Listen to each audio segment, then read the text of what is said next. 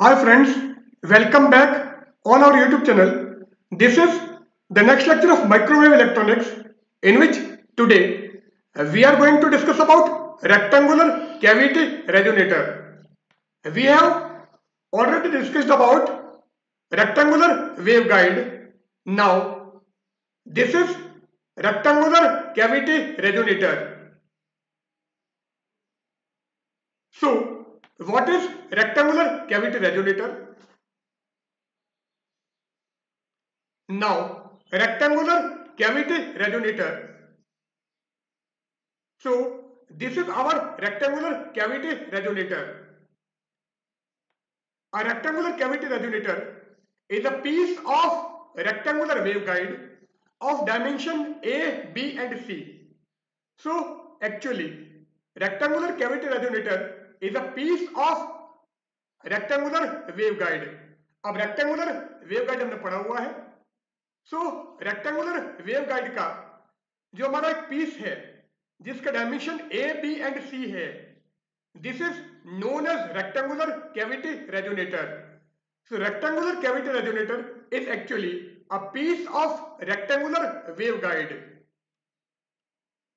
Now in figure a rectangular cavity resonator of side A, B and C is shown.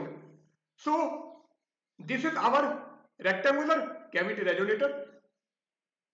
This side is Z and this is the cross-sectional view of rectangular cavity resonator. So rectangular cavity resonator का cross section view ये है क्योंकि ये हमारा rectangle की shape में है. So this cavity resonator is actually rectangular cavity resonator. और ये वाली जो एक्स है मींस कैविटी रेजोनेटर की जो एक्सिस है वो हमारी जेड एक्सिस है. Now here we will discuss only about transverse electric wave in a rectangular cavity resonator. So transverse magnetic wave हम यहां पर डिस्कस नहीं करेंगे. इस सेक्शन में केवल हम रेक्टेंगुलर कैविटी रेजोनेटर का ट्रांसवर्स इलेक्ट्रिक वेव डिस्कस करेंगे. Here we will consider about two transverse electric wave. Out of two, one wave is moving in positive z direction and another is moving in negative z direction. So cavity resonator का जब आपको basic idea दिया था सो वहां पर मैंने बताया था कि कैविटी रेजोनेटर में एक्चुअल में हम क्या करते हैं,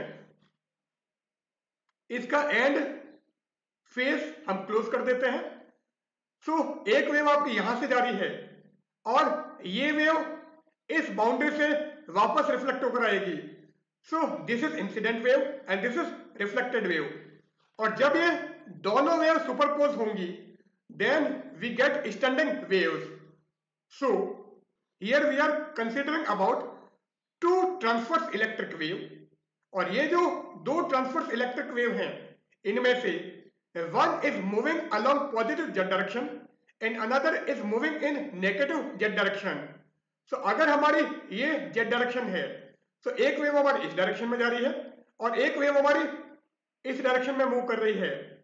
means one is moving along positive z direction and another is moving along negative z direction. Let the transverse component of electric field for transverse electric wave propagating along z direction be. अब हम दो transverse electric wave ले रहे हैं. वो जो दो transverse electric wave हैं उसमें से जो पॉजिटिव जेड डायरेक्शन में प्रोपेगेट हो रही है उसका अगर हम ट्रांसवर्स कंपोनेंट लें इलेक्ट्रिक फील्ड का means if we take the transverse component of electric field for transverse electric wave and this wave is propagating along positive Z direction. तो ये हमारा क्या होगा E1t. So positive Z direction वाले को हम 1t ले रहे हैं एंड नेगेटिव जेड डायरेक्शन वाले को हम E2t लेंगे क्योंकि ट्रांसवर्स कंपोनेंट है इसलिए यहां पर t सबस्क्रिप्ट है. So E1t is equal to E1t of xy exponential j kz minus omega t. So E1 t is actually the function of x, y, z and t, and this is the component of E1 t which is free from z and t. So actual में हमारा E1 t है वो x, y, z and t का function है, और हमने ये जो पार्ट लिया है, this part does not depend on z and t, means it is free from z and t into exponential j kz minus omega t. और अगर आप नेगेटिव z डायरेक्शन की बात करोगे तो सिंपली यहां पर हमारा माइनस आ जाएगा. So E1t x, y, z t equal to E1t of xy exponential j kz minus omega t. Here E1t xy is the part of E1t which is independent of z and t, and this can be derived by z component of h1z xy by using the following equation. तो ये जो हमारा E1t xy है, this is actually the part of E1t xy zt, and this part is independent of z and t. और अगर आपको इसको derive करना है तो इसको हम h1z xy से डिराइव कर सकते हैं, और उसके लिए जो हम इक्वेशन काम में लेंगे वो बेसिकली इक्वेशन हमने रेक्टेंगुलर वेवगाइड में डिस्कस की थी, उन्हीं इक्वेशन को हम यहां पर यूज करेंगे. So E1t xy equal to minus j omega mu divided by k dash square k cap cross I cap del by del x plus j cap del by del y h1z xy. Now this is basically the del operator in rectangular coordinate system. So rectangular coordinate system में जो हमारा del operator होता है वो हमारा ये होता है, and here I cap, j cap and k cap are the unit vectors along x, y and z directions respectively. And here k dash square equal to omega square mu epsilon minus k square. So omega square mu epsilon minus k square को हमने k dash square लिखा है. Rectangular waveguide में हमने इस फॉर्मूले के अंदर इसकी जगह ये टर्म यूज की थी, मीन्स वहां पर E t xy क्या था, minus j omega mu divided by omega square mu epsilon minus k square k cap cross I cap del by del x plus j cap del by del y h1z xy.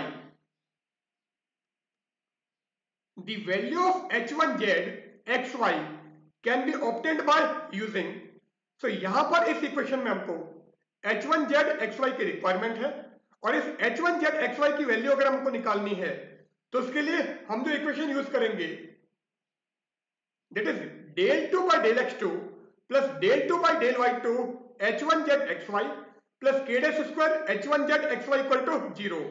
सो अगर हम इस equation का solution निकालें then हमको h1z xy मिलेगा, और ये जो h1z है उसको अगर आप यहां पर पुट करोगे तो आपको E1t की वैल्यू मिलेगी which is the function of x y. And अगर हम E1t xy निकाल देते हैं और इसकी वैल्यू अगर आप यहां पर रखोगे then we will get E1t in terms of x, y, z and t. So the value of h1z can be obtained by using this equation, and the boundary condition for it. अब अगर आपको इस equation को solve करके h1z xy की value निकालनी है तो उसके लिए हमको बाउंड्री कंडीशन की रिक्वायरमेंट है, और यहां पर बाउंड्री कंडीशन क्या होगी, del by del x of h1z at x equal to 0 is 0, and del by del x of h1z at x equal to a equal to 0. So x dimension के लिए या x coordinate के लिए boundary condition हमारी ये है. इसी तरह से अगर हमको y के लिए बाउंड्री कंडीशन निकालनी है तो वो क्या है, del by del y of h1z at y equal to 0 is 0, and del by del y of h1z at y equal to b equal to 0. So we have two boundary condition here, and rest of two boundary condition are del by del y of h1z at y equal to 0 is 0, and del by del y of h1z at y equal to b equal to 0. So these are the boundary conditions. So rectangular waveguide में हमने इन्हीं boundary condition का use किया था और उसके बाद में हमने h1z की वैल्यू निकाली थी. नाउ इक्वेशन हमारी ये है. On solving the above equation we get. अब अगर हम इस इक्वेशन को सॉल्व करें एंड बाउंड्री कंडीशन जो हमने पीछे दिखाई थी उनको यूज करें, तो जो सॉल्यूशन हमको मिलेगा that solution is actually h1z xy equal to h naught cos m pi x upon a cos n pi y upon b. So this will be the solution of this equation. तो इस equation का solution हमको ये मिलेगा. अगर detail में आपको इसका सॉल्यूशन निकालना है then you can refer our previous lecture rectangular waveguide, और उस रेक्टेंगुलर वेवगाइड का लिंक मैं आपको डिस्क्रिप्शन में प्रोवाइड कर दूंगा. सो रेक्टेंगुलर वेवगाइड को अगर आप देखोगे तो इस इक्वेशन का आपको पूरा सॉल्यूशन मिल जाएगा, और इसका जो सॉल्यूशन है वो हमको h1z की वैल्यू प्रोवाइड करेगा, and h1z in terms of xy equal to h naught cos m pi x upon a cos n pi y upon b. Here k dash equal to pi root of m square upon a square plus n square by b square. So this is the value of k dash. So here k dash is actually pi root of m square upon a square plus n square upon b square, and the value of m is 0, 1, 2, 3 and so on, and also the value of n is 0, 1, 2, 3 and so on. Now E1t के लिए equation हमारे पास में ये थी, और h1z की value h naught cos m pi x upon a cos n pi y upon b है, और यहां पर k कैप और i cap, and k cap cross i cap is actually j cap, and also यहां पर k cross j है. सो k cross j अगर लोगे तो ये आ जाएगा -i. इट मीन्स अगर हम k क्रॉस i कैप को इन्वॉल्व करें तो हमारा j कैप हो जाएगा, और इस k क्रॉस j कैप को इन्वॉल्व करें then this will be -i cap. So ये इक्वेशन क्या हो जाएगी,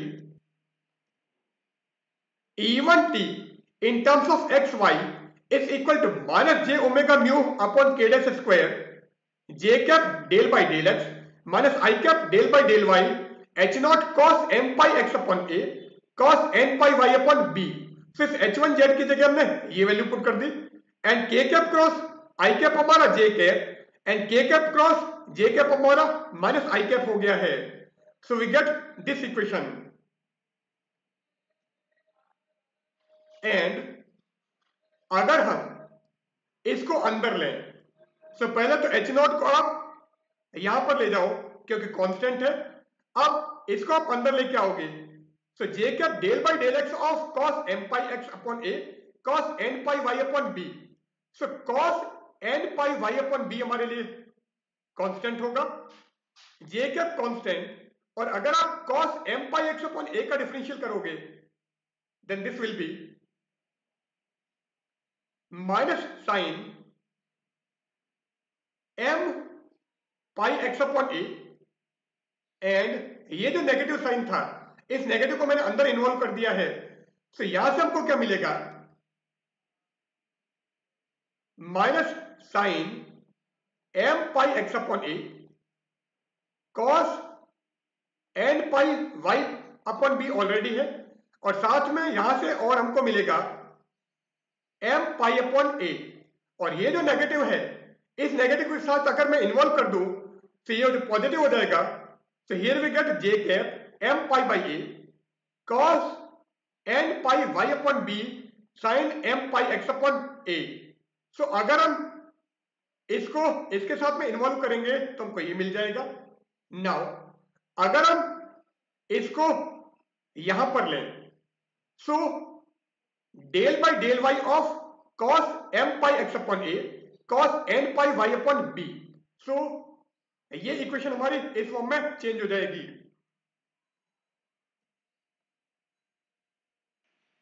the transverse component of electric field for transverse electric wave propagating along negative z direction will be।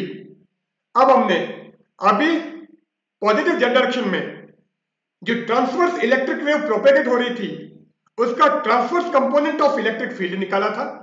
Similarly if we obtain the transverse component of electric field for transverse electric wave propagating along negative z direction, then it will be found to be e to t, which is the function of x, y, z and t, is equal to e to t, which is function of x, y, exponential minus j kz plus omega t। So negative z direction में जो transverse electric wave propagate हो रही है उसका अगर हम transverse component of electric field निकाले तो वो हमको ये मिलता है। This was the transverse component of electric field for transverse electric wave propagating along positive z direction. तो अगर हम यहां पर z की जगह नेगेटिव z रख दें then we get this equation. So ये हमारी वो वेव है जो कि पॉजिटिव z डायरेक्शन में मूव कर रही है और ये वो वेव है जो कि नेगेटिव z डायरेक्शन में मूव कर रही है। अब ये वेव और ये वेव दोनों हमारी सुपरपोज होंगी एंड सुपरपोजिशन के कारण हमको स्टैंडिंग वेव मिलेगी। On superposition of above two waves we get the electric field. तो अगर हम इन दोनों वेव का सुपरपोजिशन लें then we get the electric field and that electric field is actually Et, which is the function of x, y, z and t is equal to E1t of x, y, z, t plus E2t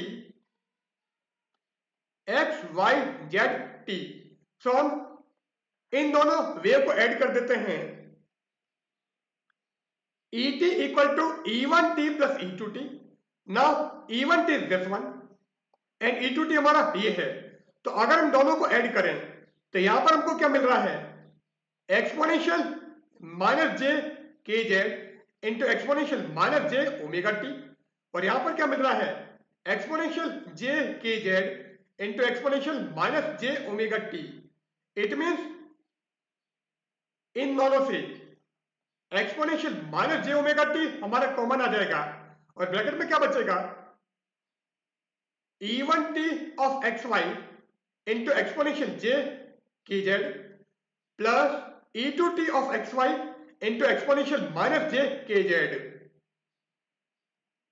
So this will be equal to E1t of xy exponential j kz plus E2t of xy e raised to minus j kz exponential minus j omega t।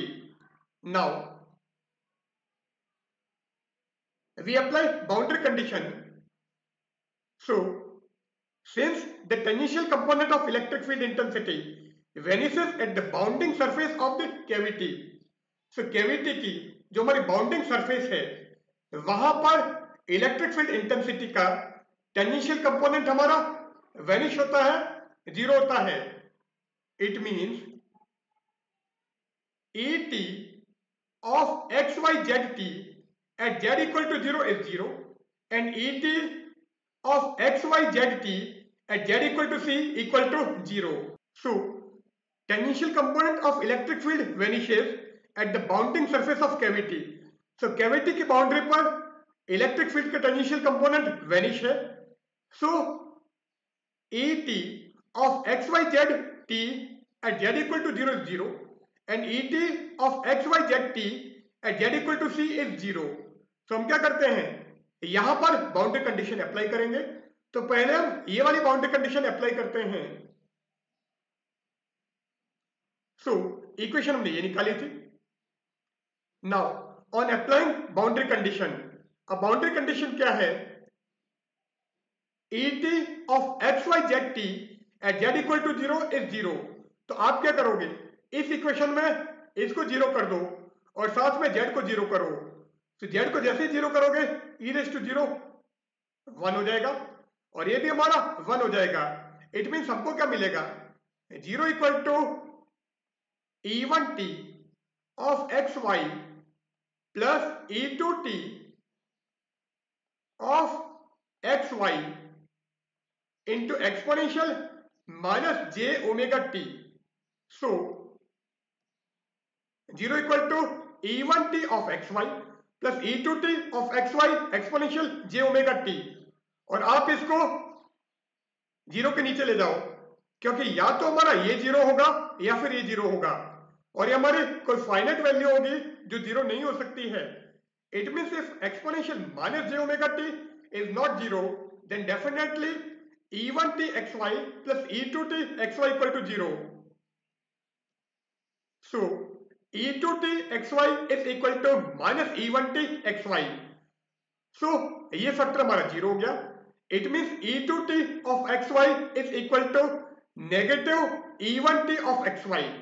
अब हम क्या करते हैं, यहां पर इसकी जगह आप माइनस e1t xy पुट कर दो. सो ये क्वेश्चन क्या हो जाएगा, et xyz t is equal to e1t of xy exponential j k z minus e1t of xy exponential minus j k z into exponential minus j omega t. Now इन दोनों में से e1t of xy common आ रहा है, सो इसको आप common ले लो. तो ये क्या हो जाएगा, e1t of xy and in bracket exponential j k z minus exponential minus j k z exponential minus j omega t. Now अगर हम इसको ओपन करें, सो e raised to iota theta minus e raised to minus iota theta होता है cos theta plus iota sin theta, और ये वाला negative and exponential minus iota theta होगा cos theta minus iota sin theta. अब जैसे आप इस नेगेटिव को अंदर लोगे, सो ये माइनस और ये प्लस, सो cos थीटा से cos थीटा कैंसिल हो जाएगा. सो this will B 2 iota sin theta. It means exponential iota theta minus exponential minus iota theta will be 2 iota sin theta. So exponential jkz minus exponential minus jkz will be 2j sin of kz. तो इन दोनों को अगर हम मिलाएं तो हमको 2j sin kz मिलेगा. सो et of xyzt is equal to 2j e1t of xy sin kz exponential minus j omega t. तो हमको ये वैल्यू मिल गई. Now on applying boundary condition, अब हम दूसरी बाउंड्री कंडीशन अप्लाई करते हैं. सेकंड बाउंड्री कंडीशन क्या था, et of xyz t at z equal to c is 0, और आपको et xyz t हमको ये मिला है. अब हम क्या करते हैं, यहां पर z equal to c कर देते हैं, और z equal to c करोगे और इसको आप 0 करोगे. सो बाउंड्री कंडीशन क्या है, et of xyz t at z equal to c is 0. सो ये हमारा 0 हो जाएगा एंड z हमारा c हो जाएगा. तो ये इक्वेशन क्या आ जाएगी, 0 equal to 2j e1t of xy sin kc exponential minus j omega t. अब आप क्या करोगे, 2j e1t xy exponential minus j omega t, इस पूरे को 0 के नीचे ले जाओ तो हमको क्या मिलेगा, साइन के सी इक्वल टू 0, और साइन की टेबल में 0 कब आता है, n पाई पर. अब m हमने ले लिया है, n हमने ले लिया है, इट मींस के सी इक्वल टू पी पाई. तो हमने नए वैल्यू ले ली है p. सो साइन के सी इक्वल टू 0 और k c equal to p pi, और यहां से अगर हम k की वैल्यू निकालें, so k equal to p pi upon c. So k equal to p pi upon c, and here p equal to 0, 1, 2, 3 and so on. So p हमारा 0, 1, 2, 3 and so on है. अब आप क्या करोगे, इस इक्वेशन में इस k की जगह p pi upon c put कर दो. So et of xyzt is equal to 2j e1t xy sine P pi Z upon C exponential minus J omega T, तो हमको ये वैल्यू मिल जाएगी। नाउ E1 टी हमारा ये था एंड E2 की वैल्यू अभी हमने ये निकाली है। अब हम क्या करते हैं, इस E1 टी एक्स वाई की जगह ये वैल्यू पूरी पुट कर दो। तो जैसे ये वैल्यू यहां पर रखोगे, E t of x Y z t क्या आ जाएगा, E t of x Y z t equal to -2 omega mu H not upon के डैश स्क्वायर, क्योंकि यहां पर हमारे पास में जे था और यहां पर जे था, so J into J, J square, and J square -1 होता है। सो ये क्या हो जाएगा, -2 omega mu H not upon के dash square J cap M pi upon A sine M pi x upon A cos N pi Y upon B minus I cap N pi upon B cos M pi x upon A sine N pi Y upon B sine P pi Z upon C exponential minus J omega T. तो हमने इस E1 T x Y की जगह ये पूरी value put कर दी, तो हमको ये इक्वेशन मिल गई है। Here P equal to 0 1 2 3 and so on. Now अगर हम यहां से x कंपोनेंट निकालें, सो इसका x कंपोनेंट आ जाएगा E x equal to 2 omega mu H not upon के डैश स्क्वायर। तो हमको क्या करना है, x कंपोनेंट का मतलब आई कैप का कोएफिशिएंट लेना है। सो ये नेगेटिव और ये नेगेटिव दोनों मिलकर पॉजिटिव आ जाएगा, तो हमको क्या मिलेगा, 2 omega mu H not upon के dash square, so twice omega mu H not upon के डैश स्क्वायर, और यहां पर क्या है, N pi upon B cos M pi x upon A sine N pi Y upon B sine P pi Z upon C exponential minus J omega T. So N pi upon B cos m pi x upon a sin n pi y upon b sin p pi z upon c exponential minus j omega t. Similarly, the y component of et. So अगर आप इसका y component निकालोगे, means j cap का coefficient लेना है, और j cap का coefficient क्या है, ये पूरी वैल्यू, ये value and sin p pi z upon c exponential minus j omega t. So Ey equal to -2 omega mu h naught upon k dash square into m pi upon a sin m pi x upon a cos n pi y upon b sin p pi z upon c exponential minus j omega t. So this is the x component of electric field and this is the y component of electric field, and the z component of electric field is 0. So Ez हमारा 0 है, तो Ex ये आ गया, Ey ये हो गया, और Ez की वैल्यू हमारी 0 हो गई। The components of magnetic field intensity can be calculated by Maxwell's equation. अब इलेक्ट्रिक फील्ड इंटेंसिटी का हमने x component, y component and z component निकाला है। अगर आपको मैग्नेटिक फील्ड इंटेंसिटी का x, y and z component निकालने हैं, then we will use Maxwell equation.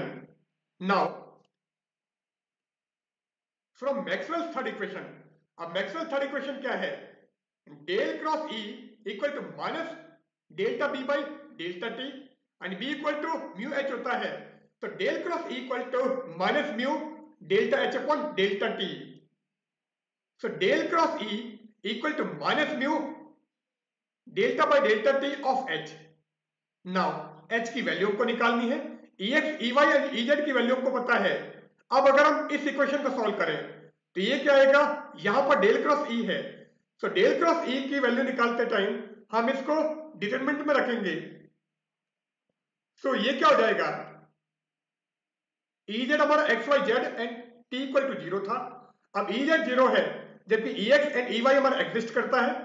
So del cross E क्या आएगा, del cross E equal to I cap J cap के cap delta by delta x delta by delta Y delta by delta Z. Ex, Ey and यहां पर Ez आता है, पर Ez हमारा 0 है, तो ये हमारा 0 हो जाएगा। सो लेफ्ट हैंड साइड हमने लिख दी आई कैप जे कैप के cap delta by delta x delta by delta Y delta by delta z e x e y and e z की वैल्यू हमारी 0 हो गई is equal to minus mu. Now delta by delta t को अगर हम operator equation में लिखें तो ये क्या होता है minus J omega. So this will be equal to minus mu minus J omega vector h. अब ये नेगेटिव और ये नेगेटिव मिलकर पॉजिटिव हो जाएगा। तो J omega mu and vector H क्या है I cap H X plus J cap H Y plus K cap H Z. So हमको ये इक्वेशन मिल जाएगी। अब अगर आपको एच एक्स निकालना है तो एच एक्स क्या आएगा, पहले आप जे ओमेगा म्यू को इसके नीचे ले जाओ तो यहां पर आ जाएगा 1 जे ओमेगा म्यू। अब एच एक्स निकालना है इसका मतलब आई कैप का कोफिशिएंट लेना है और आई कैप का कोफिशिएंट यहां से क्या आएगा 0 minus delta e y upon delta z. It means h x equal to minus 1 J omega mu delta by delta z of e y. इन ई वाई की वैल्यू हमारी ये है तो हम क्या करेंगे इस ई वाई का जेड के रेस्पेक्ट में डिफरेंशियल करोगे और साथ में आगे माइनस 1 जे ओमेगा म्यू लिखोगे तो एच एक्स की वैल्यू आ जाएगी। So minus 1 J omega mu as it is, यहां पर minus 2 omega mu H not upon के डैश स्क्वायर ये भी हमारा एज इट इज। अब हमको इसका जेड के रेस्पेक्ट में डिफरेंशियल करना है। So sine M pi x upon A as it is cos N pi Y upon B as it is and sine P pi Z upon C का cos P pi Z upon C and P pi Z upon C का हो जाएगा P pi upon C and साथ में exponential minus जे omega T हमारा as it is.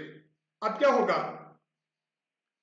ये omega से omega mu से म्यू कैंसिल हो जाएगा और ये नेगेटिव मिलकर पॉजिटिव। तो यहां पर क्या मिलेगा twice H not divided by J K dash square और डिनोमिनेटर से हमको जे हटाना है तो जे से मल्टीप्लाई एंड जे से डिवाइड करो। तो जैसे जे से डिवाइड करोगे जे स्क्वायर नेगेटिव 1 हो जाएगा। इट मीन्स ये हमारा क्या हो जाएगा minus twice J H not upon के डैश स्क्वायर और ये वैल्यू हमारी एज इट इज।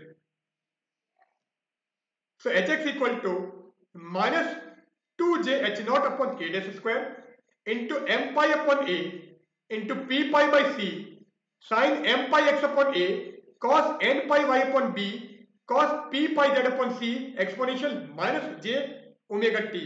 तो हमको एच एक्स की ये वैल्यू मिलेगी। नाउ अब हमको एच वाई निकालना है तो पहले मैंने कहा था इस जे ओमेगा म्यू को आप नीचे ले लोगे तो 1 जे ओमेगा म्यू यहां पर आ जाएगा। अब एच वाई निकालना है इट मीन्स हमको जे कैप का कोफिशिएंट लेना है। तो जे कैप का कोफिशिएंट लेना है इट मीन्स ये क्या आएगा del by del Z of E x minus 0। So H y is equal to 1 J omega mu del e x upon del z. So H y हमारा ये होगा।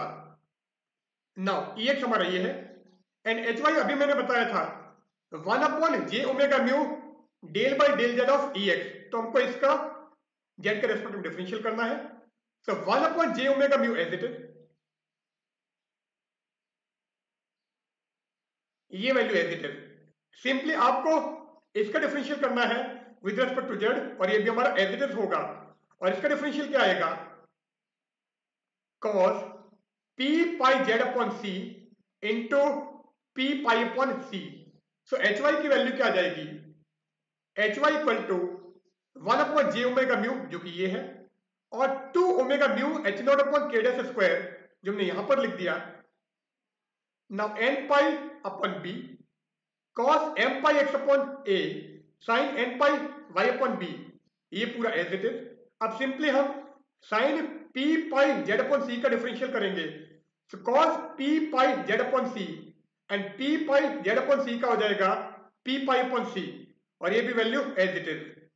नाउ यहां पर इस ओमेगा से ओमेगा कैंसिल करो म्यू से mu cancel करो तो ये क्या हो जाएगा twice H not divided by J K dash square और इस जे को हटाने के लिए जे से मल्टीप्लाई एंड जे से डिवाइड, तो जे स्क्वायर हो जाएगा -1, so this will be minus twice j h naught upon k dash square और ये value as it is. So hy equal to minus 2j h naught upon k dash square into n pi upon b into p pi upon c cos m pi x upon a sin n pi y upon b cos p pi z upon c exponential minus j omega t. So hy हमारा ये आ गया. Now ex हमारा ये है, ey हमारा ये है. अब हमको hz की वैल्यू निकालनी है. सो hz क्या होगा? hz equal to 1 upon j omega mu del by del x of ey minus del by del y of ex. और अगर आप इसको सॉल्व करोगे तो इसकी वैल्यू क्या आ जाएगी? ट्वाइस जे H naught cos M pi x upon ए cos N pi Y upon B sine P pi Z upon सी एक्सपोनेंशियल माइनस जे ओमेगा टी. क्योंकि जे ओमेगा म्यू आपका बाहर है और इन दोनों टर्म से twice omega mu H not upon के dash square common आएगा. So 1 upon J omega mu into twice omega mu H not upon के डैश स्क्वायर. सो यहां से हमको क्या मिलेगा? Omega mu cancel, so twice H not upon J K dash square. अब साथ में क्योंकि डिफरेंशियल हम विद रिस्पेक्ट टू एक्स कर रहे हैं और यहां पर विद रिस्पेक्ट टू वाई कर रहे हैं, सो यहां पर आपका एक्स के रेस्पेक्ट में डिफरेंशियल है. किसमें? इसमें. तो इसमें एक्स के रेस्पेक्ट में डिफरेंशियल करोगे, इसका मतलब ये वैल्यू हमारी कांस्टेंट, और एक्स के रेस्पेक्ट में डिफरेंशियल करोगे तो इसका क्या हो जाएगा? cos m pi x upon A into M pi upon ए. और यहां पर m पाई अपॉन ए ऑलरेडी है, इसका मतलब ये क्या हो जाएगा? m पाई अपॉन ए का whole square. So m pi upon A whole square cos m pi x upon a cos n pi y upon b sin p pi z upon c exponential minus j omega t. अब इसकी बात करें, यहां पर आपको with respect to y differential करना है. It means यहां पर ये कांस्टेंट और ये भी कांस्टेंट, तो आप इसका डिफरेंशियल करोगे और इसका डिफरेंशियल क्या होगा? cos n pi y upon b और साथ में आएगा n पाई अपॉन b, और n pi upon b already है, इसका मतलब ये क्या हो जाएगा? n pi upon b whole square. और अब क्या बच गया?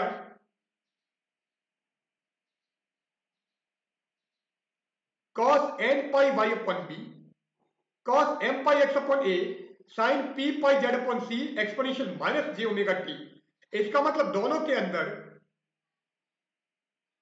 cos m pi x upon a cos n pi y upon b sin p pi z upon c exponential minus j omega t होगा.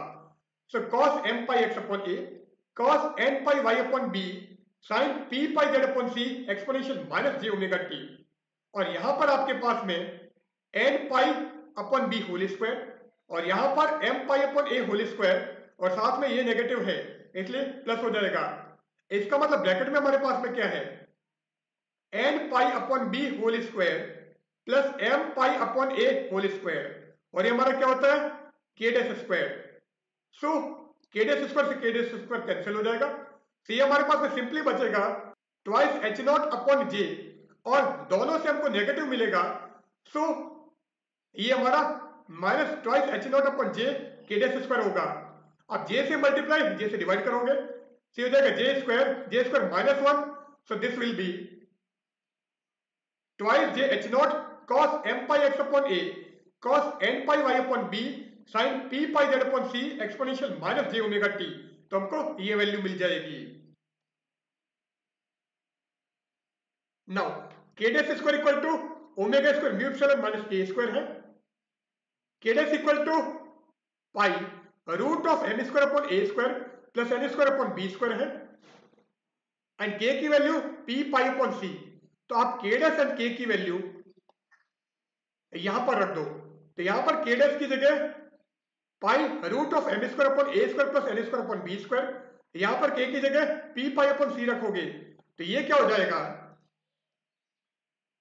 पाई square m square upon a square plus n square upon b square equal to omega square mu epsilon minus p pi upon C whole square. अब आप इसको left में ले लो तो ये positive बन जाएगा। It means omega square mu epsilon equal to M pi upon A whole square plus N pi upon B whole square plus P pi upon C whole square. और अगर आपको ओमेगा की वैल्यू निकालनी है सो इस पूरे का रूट ले लो। So omega root mu epsilon is equal to M pi upon A whole square plus N pi upon B whole square plus P pi upon C whole square. अब ये हमारा ओमेगा रूट म्यू एप्सिलॉन और ये यहां पर root है। तो अगर आपको ओमेगा निकालना है तो omega equal to 1 upon root of mu epsilon और ये हमारा पूरा रूट में, और यहां से पाई स्क्वायर को हम रूट से बाहर निकालते हैं तो ये क्या हो जाएगा, pi root of m square upon a square plus n square upon b square plus p square upon c square, और लेफ्ट में क्या है ओमेगा। सो ये आपने नीचे ले ही लिया है। So omega equal to pi upon root of mu epsilon और रूट में हमारे ये आ जाएगा। अब अगर आपको एफ निकालना है तो ओमेगा हमारा 2 पाई एफ होता है और आपका पाई से पाई कैंसिल हो जाएगा और इस 2 को मैं नीचे ले लूंगा। इट मींस एफ की वैल्यू आ जाएगी 1 upon 2 root of mu epsilon m square upon a square plus n square upon b square plus p square upon c square whole power half. तो आपने क्या किया है, इस ओमेगा की जगह 2 पाई एफ रखा तो पाई से पाई कैंसिल हो गया और 2 हमारा नीचे आ गया। तो एफ की वैल्यू हमको ये मिल जाती है। नाउ एफ हमारा ये आ गया। This equation give the resonant frequencies for different sets of m and p for different cavity modes. So different cavity modes के लिए एम एन एंड पी के डिफरेंट सेट्स के लिए हमको ये डिफरेंट रेजोनेंट फ्रीक्वेंसीज प्रोवाइड करता है।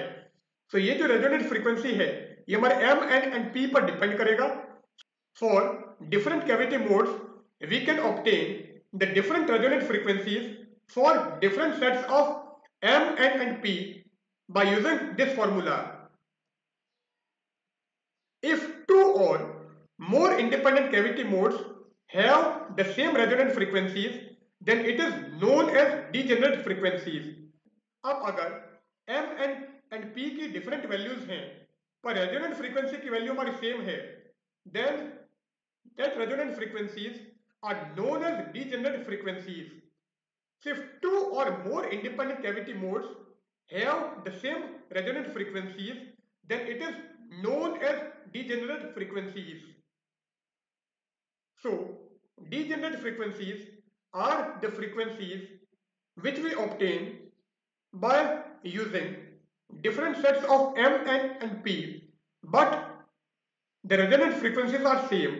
So, M, N and P की different sets के लिए अगर resonant frequency की value same है, then that resonant frequency is known as degenerate frequency. It is found that the modes TE000, TE001, TE010 and TE100 do not exist in the cavity. तो ये हमारे जो modes हैं ये हमारे cavity के अंदर एग्जिस्ट नहीं करेंगे, क्योंकि अगर हम ये वैल्यूज पुट करेंगे तो क्या होगा, सपोज TE000 की बात करते हैं, देन EX हमारा ये है, EY ये है। अगर आप EX में 000 रखोगे तो इस जीरो की वजह से ये जीरो, इसमें 000 रखोगे तो साइन जीरो हमारा जीरो, तो इसकी वजह से जीरो, और EZ ऑलरेडी जीरो है। इसका मतलब EX, EY एंड EZ तीनों की वैल्यू जीरो आ जाएगी। इट मींस ये मोड हमारा एग्जिस्ट नहीं करेगा। इसी टाइप से आप बाकी वैल्यू भी चेक कर सकते हो। सो TE000, TE001 and TE010 also TE100 do not exist in the cavity. because these modes provide the zero value of electric field. तो इस केस में इलेक्ट्रिक फील्ड की वैल्यू जीरो है, इसका मतलब ये हमारे मोड्स एग्जिस्ट नहीं करेंगे.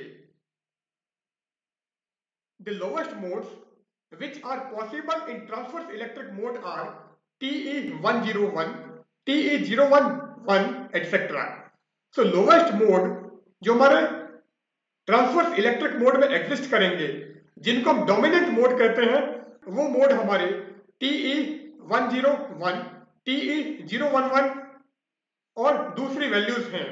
It means TE101, TE011 are the lowest modes or dominant mode of transverse electric mode or transverse electric wave. The allowed frequencies corresponding to dominant modes is fundamental frequency. So allowed frequencies के corresponding जो हमारे dominant mode है वो basically fundamental frequency होंगी. So here we end our session. In the current session we have discussed about the rectangular cavity mode, and here we have discussed about the transverse electric wave. So goodbye.